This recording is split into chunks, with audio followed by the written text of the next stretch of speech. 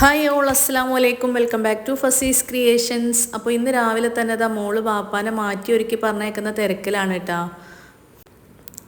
അവളിന്ന് നേരത്തെ തന്നെ എണീറ്റിട്ടുണ്ട്. എന്തോ ഒരു നല്ല മൂഡിലായിരുന്നു കേട്ടോ ആള്. ഈ സോപ്പിടൽ കണ്ടാൽ തന്നെ അറിയില്ല എന്തോ ഒരു കാര്യം നേടിയെടുക്കാനുണ്ടെന്ന്. അത് കഴിഞ്ഞ് ചുളിവ് കൂടി ഓളും ഒന്ന് മാറ്റി റെഡി ആയിട്ടുണ്ട് കേട്ടോ. ഇക്ക പോകുന്ന വഴിയിലൊരു ചെറിയ ഷോപ്പുണ്ട്, അവിടെ നിന്ന് മിഠായി വാങ്ങിച്ചു കൊടുക്കാൻ വേണ്ടിയിട്ടാണ് കേട്ടോ ഈ ഒരു പതപ്പിക്കലൊക്കെ. അങ്ങനെ ഇന്നിതാ ഇവർ രണ്ടുപേരും ഇക്കാൻ്റെ കൂടെ ഇറങ്ങിയിട്ടുണ്ട്. ഇവിടുന്ന് കുറച്ചങ്ങോട്ട് നടക്കാനുള്ള ദൂരമേ ഉള്ളൂ ഇക്ക വർക്ക് ചെയ്യുന്ന ഷോപ്പിലേക്ക്. അവരങ്ങോട്ട് ഇറങ്ങി അപ്പം തന്നെ മീൻകാരൻ വന്നിട്ടാ. ഇന്ന് നമുക്ക് ചാളയാണ് കിട്ടിയിട്ടുണ്ടായിരുന്നത്, അതായത് നമ്മുടെ നാട്ടിലെ മത്തി. അങ്ങനെ അത് വാങ്ങി വെച്ചിട്ടുണ്ട്. അപ്പോഴത്തേക്ക് ഇവിടെ അടുത്തുള്ള ഇത്ത ഇടിയപ്പം ചെറുപയർ കറിയും കൊണ്ടുവന്ന് തന്നിട്ടുണ്ടായിരുന്നു. ഇടിയപ്പം എന്ന് വെച്ചാൽ നമ്മൾ പറയും നൂൽപുട്ട്. അങ്ങനെ അതെല്ലാവരും കൂടെ കഴിച്ച ശേഷം മീനൊക്കെ ക്ലീൻ ചെയ്തെടുത്ത് മസാലയൊക്കെ പുരട്ടിയെടുത്തിട്ടുണ്ട്. പിന്നെ ഇന്ന് പരിപ്പ് കറിയാണ് കേട്ടോ ഉണ്ടാക്കുന്നത്. അപ്പോൾ അതൊന്ന് വറവിട്ടെടുക്കുന്നുണ്ട്. കടുകും ഇഞ്ചും വെളുത്തുള്ളിയും കറിവേപ്പിലൊക്കെ ഇട്ടിട്ട് നന്നായിട്ടൊന്ന് വഴറ്റിയിട്ട് പരിപ്പിലേക്ക് ഒഴിച്ചു കൊടുക്കുന്നുണ്ട്. എന്നിട്ട് ആ ചട്ടിയിൽ തന്നെ മീനൊന്ന് പൊരിച്ചെടുക്കുകയാണ് കേട്ടോ.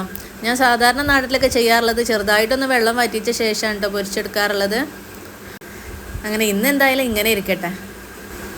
പിന്നെ ഉച്ചത്തേക്ക് കുറച്ച് മുരിങ്ങൻ്റെ ഇലയും കൂടെ ഉണ്ടാക്കാമെന്ന് കരുതി. ഇവിടെ തൊട്ടടുത്ത് തന്നെ വലിയൊരു മുരിങ്ങമരം കേട്ടോ. അപ്പോൾ അതിൽ നിന്ന് കുറച്ച് ഇലയൊക്കെ എടുത്തിട്ട് താളിക്കുകയാണ്. അങ്ങനെ അതും കുറച്ച് എടുത്തിട്ടുണ്ട്. അപ്പോഴത്തേക്ക് കോളിംഗ് ബെല്ല് കേട്ടൊന്ന് പോയി നോക്കിയതാണ് കേട്ടോ. അപ്പുറത്തെ വീട്ടിലെ ഇത്ത മക്കൾക്കുള്ള മിഠായി ആയിട്ട് വന്നതായിരുന്നു. അങ്ങനെ ഇതാ ചോറും മീൻ വറുത്തതും പരിപ്പ് കറി മുരിങ്ങൻ്റെ ഇല ഒക്കെ റെഡി ആയിട്ടുണ്ട്. പിന്നെ ഇത്താൻ്റെ സ്പെഷ്യൽ ഒരു കൂട്ടാനും കൂടെ ഉണ്ടായിരുന്നു കേട്ടോ. അങ്ങനെ ഇക്ക വന്ന് ഞങ്ങളെല്ലാവരും കൂടെ ഒരുമിച്ചിരുന്ന് ഫുഡൊക്കെ കഴിച്ച്. അപ്പോൾ ഇന്ന് ഉച്ചയ്ക്ക് ശേഷം നമുക്കൊരു സ്ഥലം വരെ പോകാനുണ്ട് കേട്ടോ. അപ്പോൾ ഇവരെ രണ്ടുപേരെയും ഇക്കാൻ്റെ അടുത്താക്കിയിട്ട് വേണം പോകാൻ. അങ്ങനെ ഇക്ക ഫുഡ് കഴിച്ചിട്ട് നേരെ ഷോപ്പിലേക്ക് തന്നെ ഇറങ്ങിയിട്ടാം. മക്കളെ പിന്നെ ഞാൻ പോകുന്ന വഴിക്ക് അങ്ങോട്ട് ആക്കി കൊടുക്കാമെന്ന് കരുതി.